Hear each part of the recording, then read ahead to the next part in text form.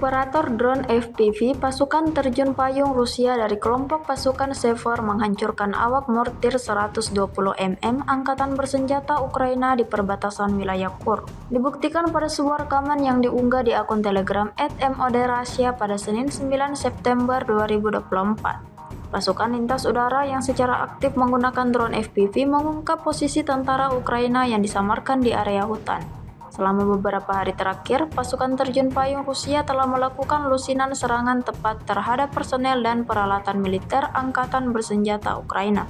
Ledakan dahsyat terjadi berulang kali, titik pertahanan Ukraina lenyap tak tersisa. Hingga video ini beredar, beragam respon diberikan warganet.